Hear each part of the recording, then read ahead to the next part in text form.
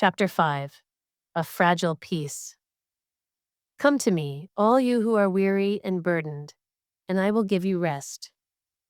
Matthew 11, verse 28. That night Ruthie struggled with the quiet. She drifted through the cottage, searching for something, anything, to ground her. But everything about the place felt foreign.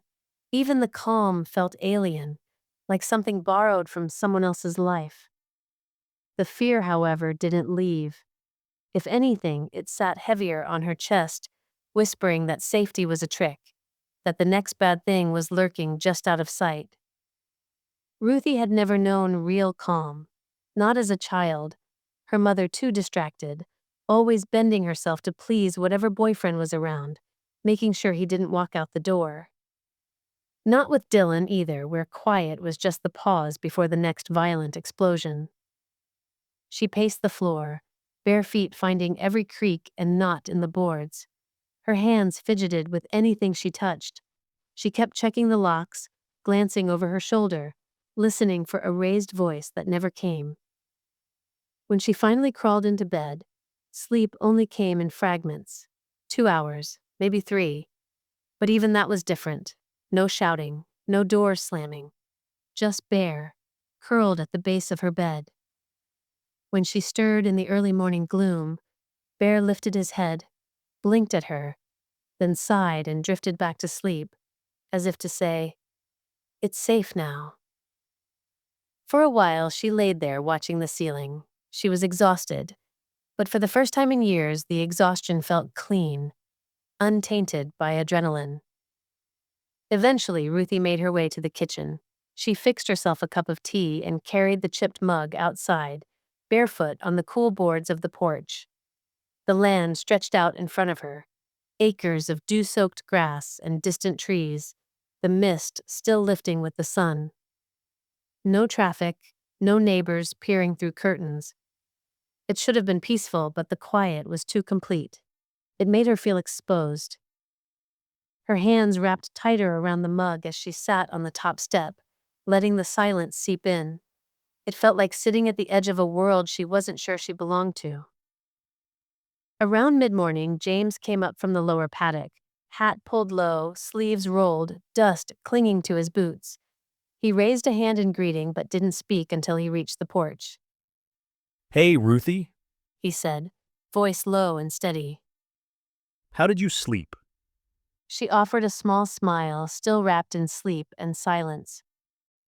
Hey, thank you again for letting me stay. I slept better than I expected.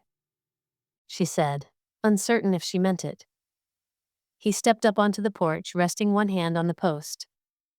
"Glad to hear it. It's no trouble. I just wanted you to feel safe here." He paused, brushing a streak of dirt from his jeans. "I'm heading into town soon. Quick stop at the hardware store. And Naomi's." Ruthie looked up from her mug, blinking. Naomi's? He smiled, easy and familiar. It's a little bookshop tucked off the main road. Shelves to the ceiling, barely any room to walk. But the best part's the coffee. That sounds nice. She said, voice soft. You're welcome to tag along. James added, not pressing, just leaving the offer there. Only if you feel up to it? She hesitated, fingers tightening slightly around her mug. She wanted to say no, wanted to say she needed more time, more quiet. But that old reflex kicked in, the one that made her say yes when she wanted to say no, the one that feared seeming ungrateful or difficult or disappointing. Sure, She said, nodding lightly. I'll come. James gave a small, satisfied nod, unaware of the war inside her. All right then. I'll give you 10 minutes to get ready, and then you can meet me by the ute and we can head into town. As he stepped away, Ruthie stayed still for a moment, staring into the trees. She already felt the tightness in her chest, the weight of being agreeable, but she also felt something else, an odd flicker of hope. She grabbed her bag, heart thumping, and climbed into the passenger seat, stiffer than she meant to be, her bag clutched tight in her lap. Even though there was nowhere left to run, she found it difficult to break her old habit of being ready to escape.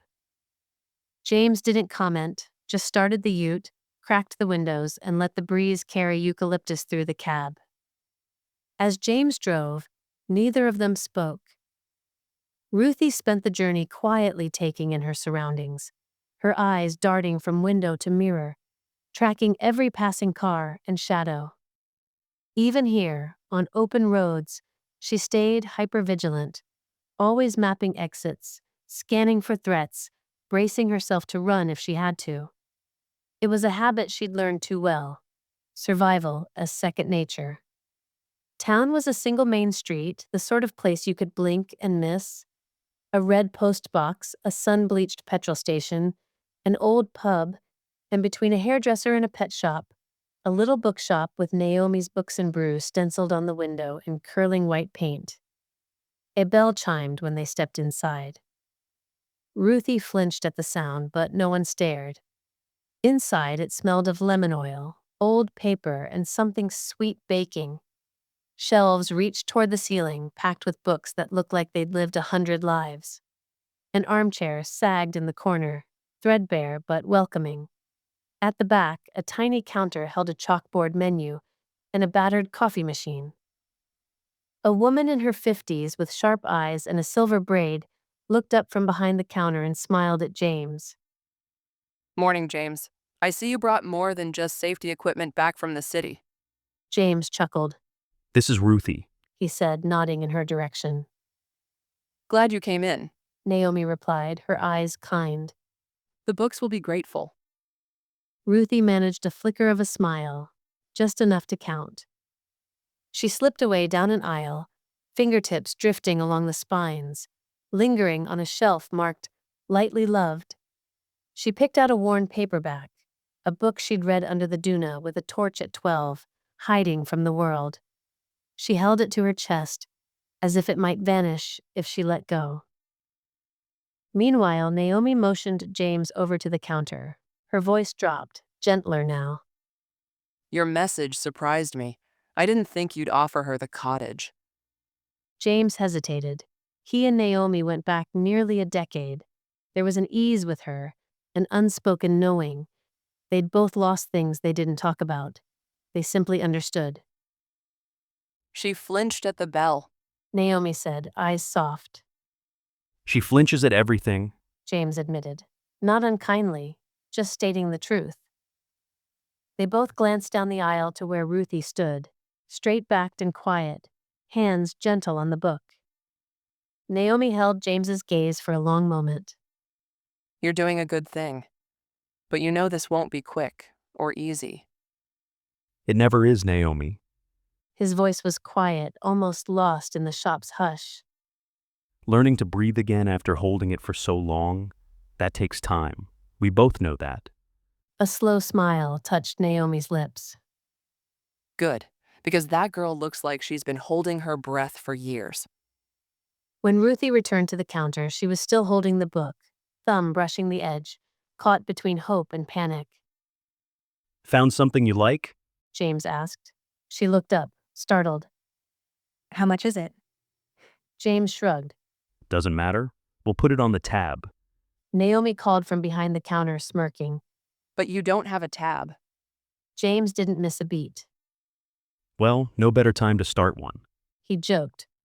Ruthie hesitated, torn between politeness and a lifetime of going without. Before she could object, Naomi said warmly, It's all right, love.